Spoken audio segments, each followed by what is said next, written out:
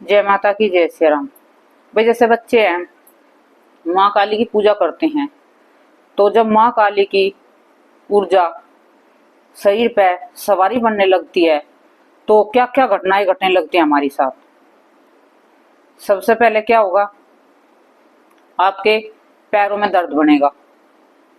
आप ये संकेत समझना, कभी बहुत से बच्चों को बेचैनी लग जाती है कि हमारे को ये कहीं कुछ किसी ने कर तो नहीं दिया, या हमारे को कोई भूत प्रेत तो नहीं लग गए हैं। तो इस तरीके से उनको वहम हो जाता है कभी कभी। जब माँ की जो शक्ति आती है ना, जैसे ऊर्जा थोड़ी बहुत आई है, फिर वो सवारी का रूप लेने लगती है धीरे धीरे करके।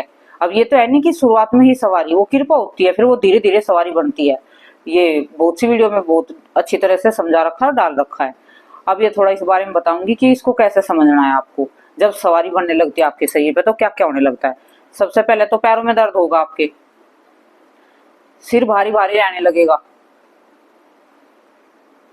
और गर्दन में भी वजन होगा।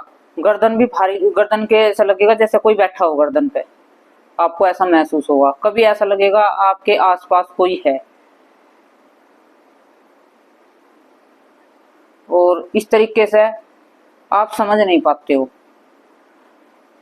कभी कभी आपके हाथ पैरों में बहुत ज्यादा जलन होने लगेगी, मतलब कि आपके शरीर में इतनी गर्मी पैदा हो जाएगी, आपको ना ऐसा लगेगा जैसे आपका शरीर जल रहा हो। कभी कभी क्या होगा, आपके कालजे में दर्द बढ़ने लगेगा। सारे सबको एक साथ नहीं होंगे, अलग अलग हो सकता है। ये नहीं है कि सारी चीजें एक ही इंसान के अंदर होगी, किसी के कुछ होंगी, किसी के कुछ होंगी। सबको एक जैसी नहीं होती है, सबका अलग अलग होता है। और एक क्या होता है कि जब माँ काली की सवारी चलती है, उन बच्चों को माई रानी जरूर निकलती है, चाहे वो शुरुआत में निकलो या बीच में निकलो या लास्ट में निकलो। जिसको बड़ी माता भी कह देते हैं, टाइफाइड कह देते हैं, छोटी माता भी कह देते हैं। क्योंकि माई की शक्ति जब भी सवारी बनती है, वो शरीर फाड़ के निकलती है, हमारे शरीर को फोड़ के निकलती है। तो दाने दाने हो जाते हैं शरीर पे, तब वे फूटते हैं। तो ये सभी के साथ होता है, कि एक आधे के साथ होता नहीं होगा, नहीं तो। क्योंकि बहुत से बच्चे हमने भी देखे हैं और हमारे साथ भी हुआ था। तो ये इस तरीके से जब सवारी बनती है, बच्चे घबरा जाते हैं कि हमारे को किसी ने क्रिया कर दी। तो आपको घबराना नहीं है। गुरु है आपका, आपका गुरु है तो अपने गुरु पे विश्वास रखो। जगह जगह पूछा मत लो, जगह जगह दरबारों में मत जाओ, क्योंकि उससे क्या होगा, उससे आपकी शक्ति नाराज होने लगती है, गुरु की शक्ति नाराज होने लगती है। क्योंकि आप गुरु पे विश्वास नहीं करते, गुरु की शक्ति पे विश्वास नहीं करते हो।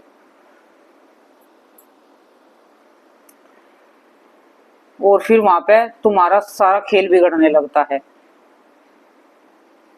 कमर में भी दर्द रहने लगता है बच्चों के, रात को नींद भी नहीं आती है, बेचैनी हो जाती है। कभी ऐसा है कि भाई थोड़ी बहुत देर के लिए आंख लगी तो ठीक है, नहीं तो ना पूरी पूरी रात भी बच्चों की निकल जाती है, ऐसी नींद नहीं आती है। क्योंकि जो सवारी बनती है शुरुआत में, कोई हंसी मजाक का काम नहीं है।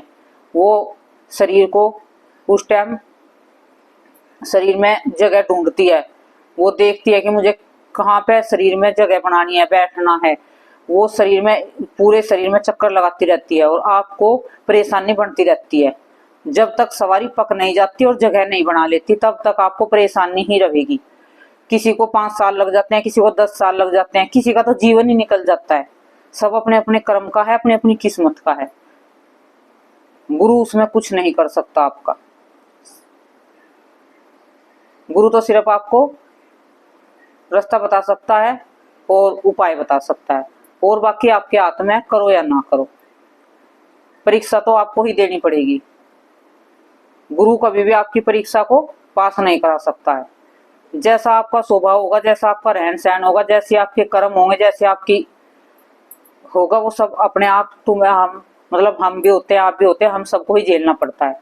उसमें गुरु का कोई दोष नहीं होता है, और ना ही बच्चों का होता है, बच्चों का भी नहीं होता है। लेकिन बच्चे शुरुआत में घबरा जाते हैं, समझ नहीं पाते हैं। जो आपके गुरु बने हैं, हमारे गुरु बने हैं, उन्होंने भी परीक्षाएं दी हैं, उन्होंने भी झेला है सब कुछ, दुख भी हुआ उनके साथ, सब कुछ है, अब भी होता है उनके साथ। ये नहीं कि वे कोई भाई भगवान बन चुके हैं कि उनके साथ कुछ नहीं होगा। जो इंसान धरती पे आया है, वो तो दुख उसको तो होना ही होना है। धरती पे तो भगवान आए वे नहीं बचे। तो आप थोड़े से बच्चे जो घबरा जाते हैं उनके लिए ये वीडियो थी। जब माँ काली की शक्ति चलती है और जैसे कि हाथ पैरों में जलन होने लगती है, शरीर में पूरे में भी जलन होती है, कभी कभी कालजे में भी दर्द रहने लगता है, जलन होती है, वो एक कारण ये भी होता है कि जैसे कि भाई शुरुआत में आपके गुरु ने आपकी गद्दी लगवाई है और गुरु ने गद्दी लगवाई है, अभी वो एकदम से तो सारी कुछ अब तुम पे करवावेगा नहीं। शुरुआत में गद्दी लगा दी, वो पहले तुम्हें छोटे भोग बतावेगा, हल्के भोग बतावेगा। उससे क्या होता है कि बच्चे, जो कुछ बच्चे होते हैं वे थोड़ा सा अपना दिमाग अलग से चलाने लगते हैं। वे क्या करते हैं, गुरु के होते हैं, गुरु के बताने के बावजूद भी वे दूसरों की वीडियो देख कर और अपनी मर्जी से कुछ करने लगते हैं अलग से। तो वहां पे उनके साथ कुछ उल्टा सीधा होने लगता है, गलत होने लगता है, वहां पे उनका मतलब कहीं ना कहीं नुकसान होने लगता है। तो आप ऐसा मत करा करो, अपने गुरु पे विश्वास रखे करो। जो आपका गुरु ने बताया अभी शुरुआत में भोग लगाओ। जब तक आप दरबार नहीं चलाते गुरु आपको ज्यादा बड़े भोग नहीं बतावेगा। कारण क्या है कि आप, कई बार ऐसा होता है कि बच्चों के पास पैसे नहीं होते हैं तो आप उन भोग को लगा नहीं पाओगे, दे नहीं पाओगे शक्तियों को, तो फिर आप परेशान हो जाओगे। तो इसलिए गुरु पहले ही तुम्हें ज्यादा मतलब झंझट में नहीं डालता है। जब तुम्हें लगेगा भाई, गुरु को लगेगा भाई इसको बच्चे का दरबार चलवाना है, बच्चे की शक्ति पक चुकी है, बच्चे को सारे अनुभव होने लगे हैं, बच्चा अच्छे बुरे की पहचान करने लगा है, तब गुरु अपने आप ही तुम्हें भोग भी अच्छे से बतावेगा और आगे के कार्य भी तुम्हें धीरे धीरे समझावेगा।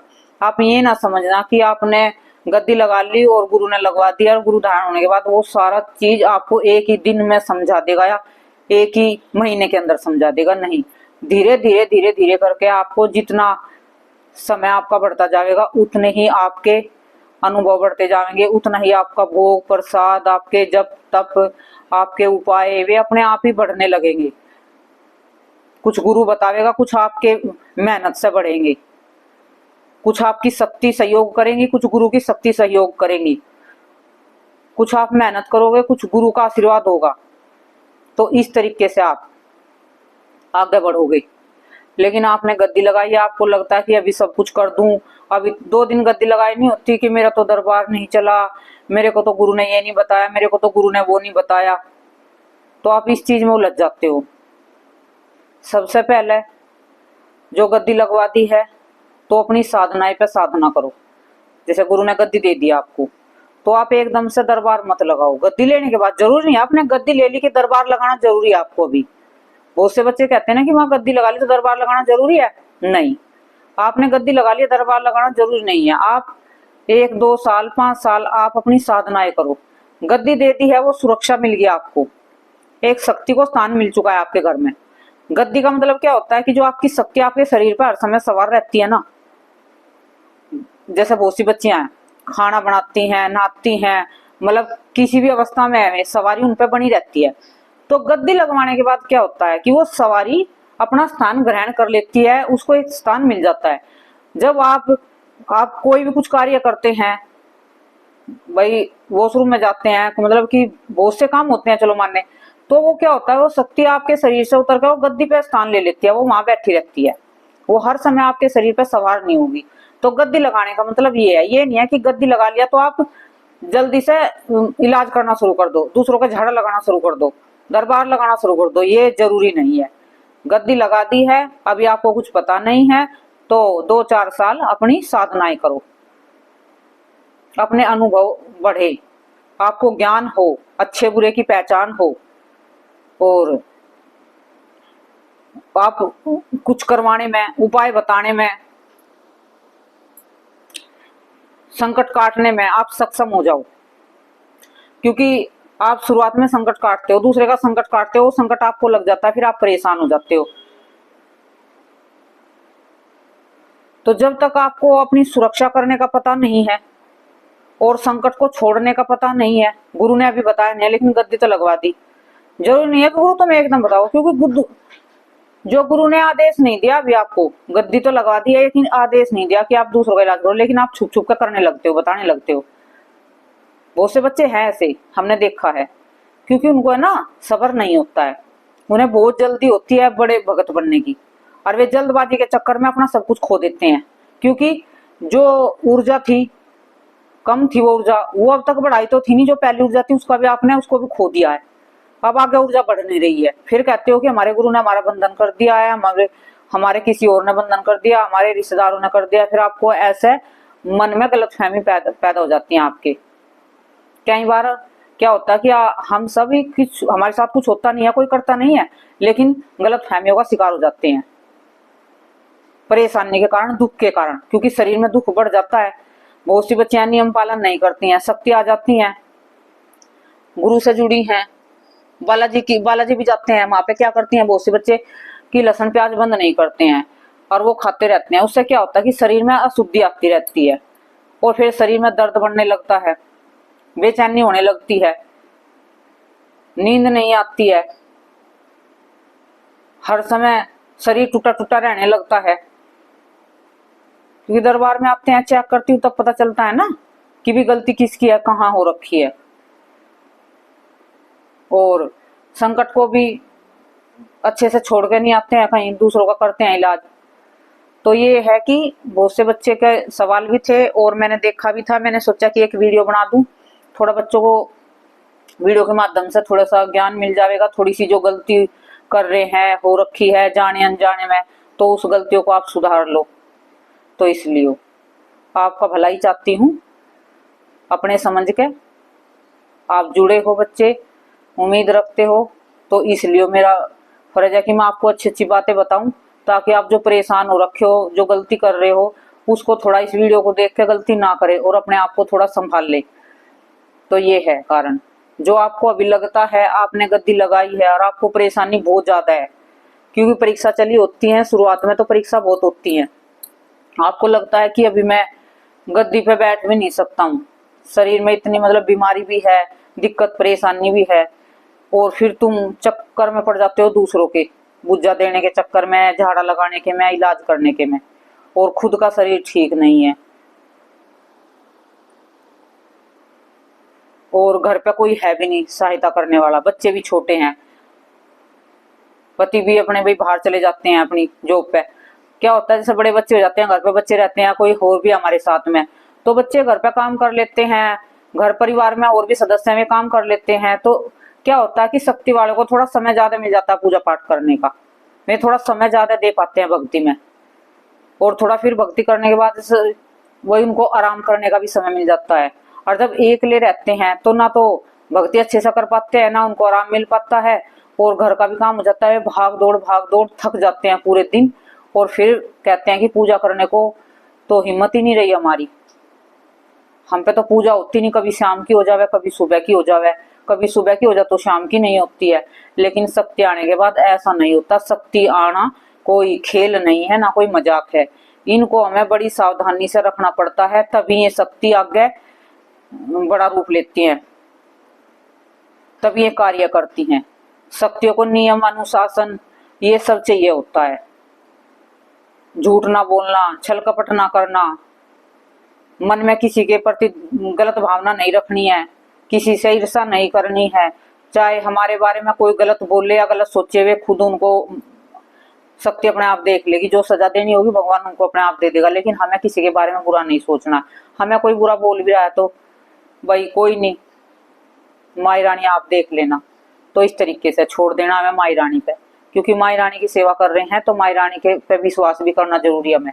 हमें अपनी माँ पे, हमें अपनी शक्तियों पे विश्वास होना चाहिए, वे हमारी हर पल सहायता करेगी जो विश्वास होगा तो।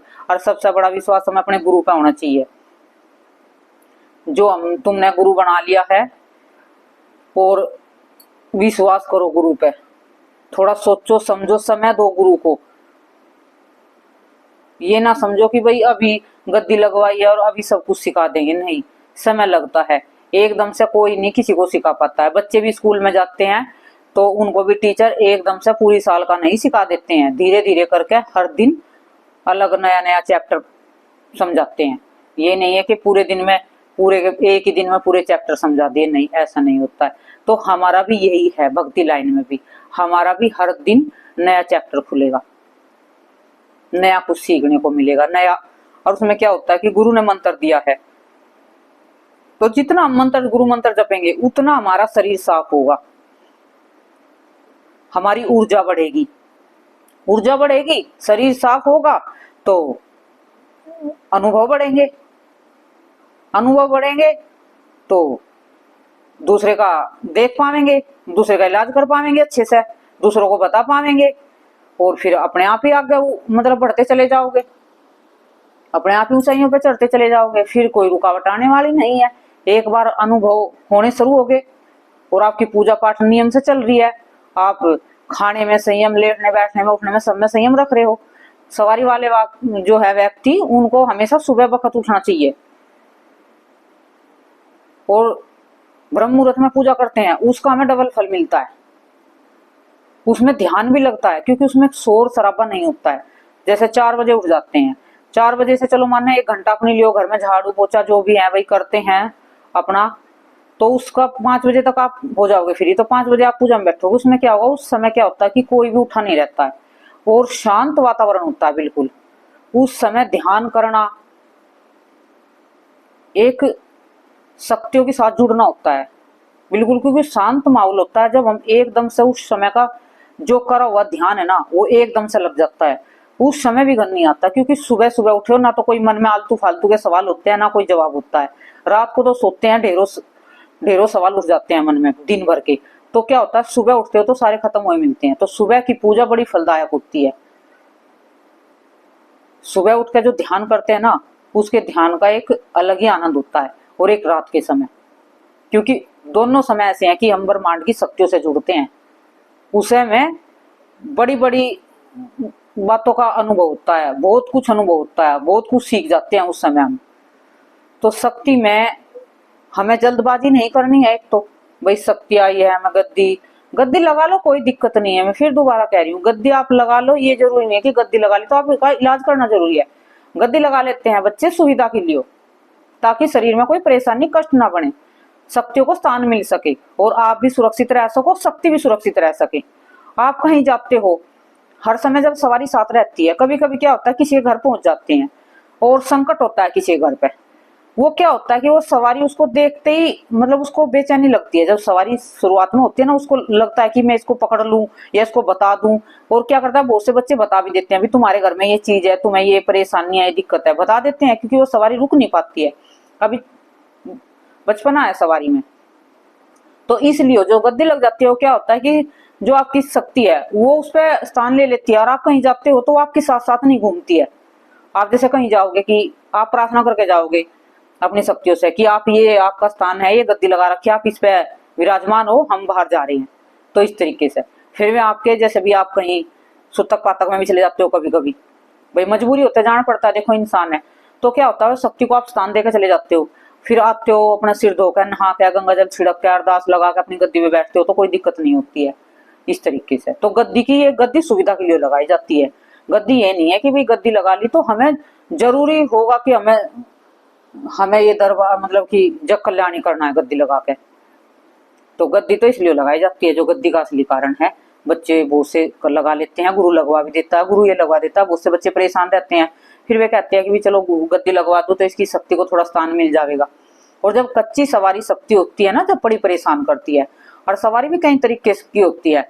जैसे एक सवारी है किसी में बचपन से चली हुई है तो वो जल्दी खुल जाती है और जल्दी से वो कार्य भी करने लगती है। और एक सवारी क्या होती है, एक सवारी पूर्व कर्म की मिलती है हमें, तो वो भी तुम्हें जल्दी ज्ञान दे देती है।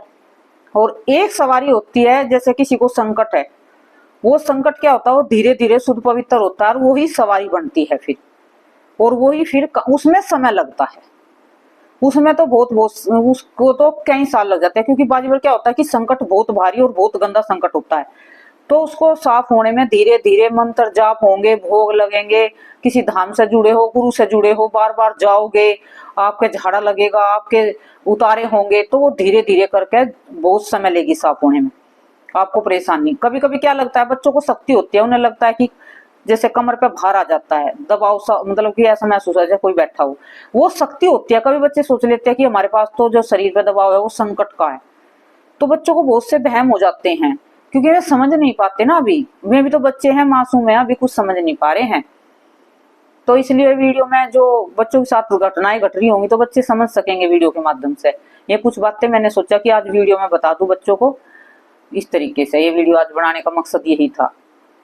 और जैसे कि भाई मानो आपको आपने गद्दी लगाई है, गुरु ने कहा कि आप झाड़ा लगा देख रो, किसी का पूजा दे देख रो, और आपको अच्छे से कुछ आता नहीं है, तो आप अपने गुरु से कहो कि गुरु जी हमें अभी समय दो, क्योंकि हमें ज्यादा भी अनुभव होते नहीं है, अभी हमें दूसरे का देखना नहीं आता है, और अभी तो हमें आप साधनाएं दो, आप साधनाएं करो, ज्यादा से ज्यादा मंत्र जाप करो, उससे क्या होगा, आप पक जाओगे बिल्कुल। और जब आप क्या करोगे, पक के बाहर निकलोगे, आपकी शक्ति पक जाएगी, तो आपका कोई भी कुछ बिगाड़ नहीं पाएगा। समझ रहे हो ना, कि जैसे कि आप भाई आपकी शक्ति पक चुकी है और बाहर वालों को सबको पता चल गया, आप खुल्लम खुल्ला आ गए हो बाहर सबके सामने, तो कोई जलन के कारण आपको सोचेगा भी किस जलन, जब शक्ति आती है जलने वाले भी बहुत हो जाते हैं, घर के भी जलने लगते हैं, रिश्तेदार भी जलने लगते हैं, आस पड़ोस के भी जलने लगते हैं, गांव के भी। फिर उन्हें ये भी इच्छा होती है कि हमारा पूछना है, मैं कुछ ना बताओगे तो तब उनको चिड़न हो जाएगी। तो इस तरीके से कोई जल के कुछ उल्टा सीधा भी करवा देता है। तो जैसे कि आप की अभी कच्ची सवारी है और आप जगह जगह ढिंडोरा पीट दोगे कि मेरे पास तो ये शक्ति है, मैं तो इधर बार लगाने लगी हूँ लोग, तो उसमें क्या होता है, कोई आप पे क्रिया कर देता है, उस क्रिया का असर आप पे बहुत जल्दी हो जाता है, और फिर उस क्रिया को आप अपने आप से खत्म भी नहीं कर पाते, क्योंकि आपको इतना ज्ञान अभी हुआ नहीं है। तो आप वहां पे दब जाते हो, मार खाने लगते हो धीरे धीरे, और आपका शरीर भी कमजोर होने लगता है, और आप उस क्रिया के वशीभूत हो जाते हो, उसमें फंस जाते हो, उसमें निकलने की वजह उसमें और ज्यादा दसते चले जाते हो दलदल में, और आप जो आगे निकले थे कुछ थोड़े बहुत, वो आप फिर पीछे हट जाते हो। तो ये कारण है। तो आप जैसे कि आपकी शक्ति पक चुकी है, आप सब जानते हो, अनुभव भी आपको बहुत ज्यादा हो रखे हैं, आप एक दूसरे का 1 मिनट में बता देते हो, देख लेते हो, सब कुछ कर देते हो, और आपको पता है कि ये चीज आई है तो इसको वापस कैसे करना है, आपको पता चल जाता है कि ये बंदे ने मेरे पास चीज भेजी है गंदी, या फिर दूसरे की आई है, या मैंने झाड़ा लगाया उसकी है, तो आपको पता है कि तुरंत कहाँ भेजनी है। तो आपको इस बात का ज्ञान है, आप घर पे भी भोग अच्छे से दे रहे हो। आपकी शक्ति क्या करती है, आपको मसानी माँ चली हुई है, चौक चौराहे से चली हुई है, आपने उनको मना रखा है, वो क्या करती है, आपने मना रखा है, तो वो क्या करेगी, आपके घर से आप उनका भोग देते हो, उनको मनाते हो, उनकी सेवा लगाते हो, तो वो क्या करेगी, आपके घर पे संकट है और आपको लगा कि भैया संकट रुका हुआ है या फिर किसी ने भेजा, आप हाथ जोड़ के आंख मीच के एक बार प्रार्थना करोगे, आह्वान करोगे माँ मसानी का, चौराहे वाली का, तो वो क्या करेगी, 1 सेकंडों में संकट को उठा के ले जाएगी। आपको पता, देखते आंखों आपको दिखेगा भी, पता भी चलेगा।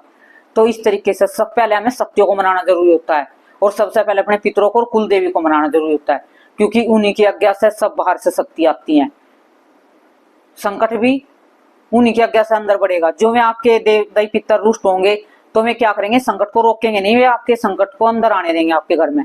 और जब वे आपके दई पितर आपसे खुश हैं, प्रसन्न है, तो वे क्या करेंगे, संकट को वहीं का वहीं रोक देंगे, और फिर साथ में माँ मसानी को वे खुद बुलावेंगे और संकट को उठवा कर वापिस कर भेजवा देंगे वहीं।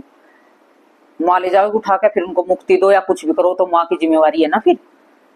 तो इस तरीके से शक्तियों को समझना, शक्तियों का खेल मत बनाओ, शक्तियों को समझो पहले कि शक्ति क्या है, गद्दी क्या है, पहले इन चीजों का ज्ञान लो, तब जाके इस चीज में बढ़ो।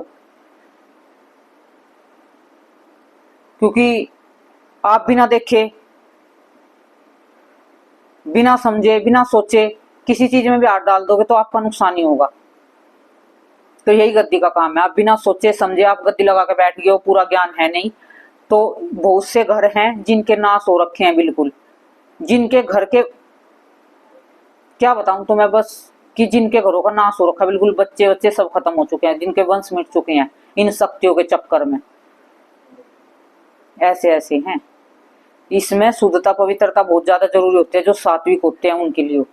जैसे बच्चे सात्विक हैं, गद्दी लगाते हैं, क्या करते हैं, बहुत से बच्चे उनके घर के बाहर जाकर दारू, मच्छी, मुर्गे ये खाते हैं, और उसका फिर उन्हें भोगना पड़ता है, बच्चों को भी, और जो घर के उनके माता पिता हैं उनको भी भोगना पड़ता है।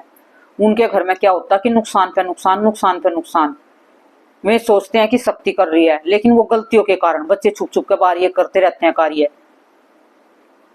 और फिर मंदिर में भी आ जाते हैं घर के में। जब बच्चे हैं तो घर तो आवेंगे ही वे, क्योंकि बहुत से बच्चे ऐसे देखे हैं मैंने। एक है ना, बालाजी का भगत था, और वे बच्चे क्या करते थे, उसके बच्चे, उसका जो पापा था वो जॉब करता था बाहर, वो क्या कहता था कि बच्चों को शाम की पूजा कर देना, लेट आता होगा जॉब से, तो बच्चों को बोलता था शाम की पूजा कर देना। बच्चे क्या करते, बाहर से अंडे खा के आते, दारू पी के आते, और लड़कियों के संपर्क में रहते लड़के थे, जैसे बाहर गंदे आचरण करते बाहर, और फिर शाम को आके ना तो नहाते ना धोते ना कुछ करते, और बालाजी का दरबार होगा तो वहां आके भी शाम को पूजा कर देते थे। वो धीरे धीरे धीरे धीरे उनके घर की ऐसी हालत होगी कि उसको सुधारना भी मुश्किल है। भक्तों के भी घूम लिए हैं, सब कुछ हो लिया, लेकिन अब भी उनका कोई सुधरा नहीं है। तो ऐसा होता है, बालाजी की जो शक्ति चलती है उसमें शुद्धता और पवित्रता बहुत ज्यादा मायने रखती है। ऐसे नहीं कि बाहर से आए कहीं भी और पूजा घर में घुस गए हैं। बाहर से आते हैं, सिर धो के नहा के तब अंदर बढ़ते हैं। कोई बाजार में भी जाते हैं ना, तो वहां से भी बाहर से आवेंगे, कहीं किसी के घर गए हैं कहीं गए हैं, तो वहां से आके सिर धो के नहा के गंगा जल का छिट्टा लगा के तब मंदिर में बालाजी की पूजा होती है। बालाजी का दरबार वैसे नहीं चलता है, हर कोई बालाजी का दरबार नहीं चला सकता है। उसके लिए तो बहुत ज्यादा नियम और बहुत ज्यादा पक्का होना पड़ता है, अपनी सारी इच्छाएं को त्यागना पड़ता है। बालाजी के में तो बालाजी के में क्या होता है कि ब्रह्मचर्य का भी पालन बहुत ज्यादा करना पड़ता है। माँ के में तो भले कम हो जाए, लेकिन बालाजी के में और खुद पे खुद ऐसा हो जाता है कि शक्ति ऐसा कर देती है, उनका ब्रह्मचर्य खुद पे खुद ही बन जाता है। जो सच्ची शक्ति अच्छी होती है, और जो वहां पे अपनी मनमानी करते हैं, उल्टे सीधे कार्य करते हैं, तो वहां पे विनाश निश्चित है, आंखों से देखा हुआ है। अब इतने कुछ आया नाम, तो क्योंकि नाम लेना अच्छा नहीं है, शोभा नहीं देता हम जैसों को। किसी का नाम लेकर कि उनकी बेइज्जती करना, इज्जत को उछालना अच्छा नहीं लगता है ना। बस इस माध्यम से ये इसलिए बता देती हूँ ताकि जो भी इस चीज को करे, बालाजी की पूजा करे या फिर करे, तो थोड़ा सावधानी से करे, थोड़ा अपने बच्चों पे या फिर अपने पे भी थोड़ा संयम रखे, ध्यान रखे इन चीजों का। और शक्ति सवारी बच्चे क्या करते हैं, जैसे शुरुआत में भोग बताता है गुरु, भोग के बारे में बता दूं एक और। जैसे भोग बताता है, वो पहले तुमको छोटा भोग बताएगा, तो आप छोटा ही भोग लगाओ जब तक आपका गुरु नहीं कहता है। जब आपका गुरु बढ़ाए कि भी आगे आप थोड़ा और भोग बढ़ाओ, अब फिर और उससे क्या होता है, बच्चे कह देते हैं कि गुरु ने हमें इतना भोग बता दिया कि हमारे तो लगाने का बजट ही नहीं है। मैं तुम्हें एक बात कहती हूँ, शुरुआत में जैसी शक्तियों को आदत डाल लोगे ना, ऐसी शक्तियों को आदत डल जाती है शुरुआत में। जो भी आप उनको दोगे, जो आप सिखाओगे, वो सब जैसे बच्चे होते हैं, तो आप क्या करना, उनको ज्यादा से ज्यादा मंत्र जाप का भोग देना। आप वैसे भोग पे मंत्र ही जाना शक्तियों को, आप ज्यादा क्या करना, ज्यादा अपने मंत्र जाप करना। मंत्र जाप से शक्तियों की तृप्ति होती है। वो जो शक्ति होते हैं ना, उनका ज्यादातर भोग मंत्र जाप ही होता है, जब तक, ठीक है ना। आप ज्यादा से ज्यादा कोशिश करना शक्तियों को जब तक देने की। भोग कम, भोग तुम्हें ज्यादा कब देने हैं, ये नहीं किया कि आप समझोगे कि मैं कह रही हूँ भोग देने नहीं है। भोग देने हैं जब हम दूसरों का कार्य करते हैं, तब हमें भोग देने होते हैं। क्योंकि तब जब हम भोग नहीं देंगे तो शक्ति कार्य भी नहीं करेंगी और काम भी नहीं बढ़ेंगे दूसरों के आने जाने वालों के, और उससे हमें कष्ट भी होगा। भोग देने, जब भोग ज्यादा देना जरूरी होता है, जब हम ज्यादा से ज्यादा दरबार चढ़ाने लगते हैं, दरबार में ज्यादा संगत आने लगती है, तब मंत्र जाप भी ज्यादा करना होता है और भोग भी ज्यादा देना होता है और हवन भी करना होता है, ताकि घर में हफ्ते में 2 बार हवन हो जाए, शनिवार मंगल, जो भी जिस दिन दरबार लगाता, कोई रविवार को लगाता, कोई बुधवार को लगाता, वो तो जैसी जिसकी है वो देख लेना। तो इस तरीके से तो हवन करते रहते हैं। हवन से क्या होता है कि जो घर की नेगेटिविटी है वो भस्म होती रहती है हवन से, और घर भी शुद्ध पवित्र रहता है और शरीर भी शुद्ध पवित्र रहता है। घर में कोई नकारात्मक रुकती नहीं है हवन करने से, एक शुद्ध पवित्र वातावरण हो जाता है और शक्ति भी बलवान होती रहती है। जैसे कि हमारी शक्ति है ना, जो हम हवन करते हैं, तो उससे क्या हमारी शक्ति बलवान होने लगती है, ताकतवर होने लगती है, में दूसरों के संकट को सेकंडों में खत्म कर देती हैं। तो इनको समय लगता है। अभी कभी कोई बच्चा घबराए नहीं, शुरुआत में उनको परीक्षा भी होगी, कष्ट भी होगा, दुख भी होगा, लेकिन सुख भी आएगा, सब कुछ होगा। लेकिन समय का इंतजार करना और विश्वास करना अपने गुरु पे, भरोसा रखना अपनी शक्तियों पे। अब कभी भी अपनी शक्ति को उल्टा सीधा मत बोलना कि थारे आने के बाद हमारे ये होगा, थारे आने के बाद ये होगा, हम तो पहले ही अच्छे थे, हम तो जब तक ये भोग देना शुरू करा हमारे तो दिक्कत बन गई, तो मैंने ताने देने लगते हो, उनको एक एहसान जताने लगते हो कि हम आपको भोग दे रहे हैं, हम आपकी सेवा कर रहे हैं।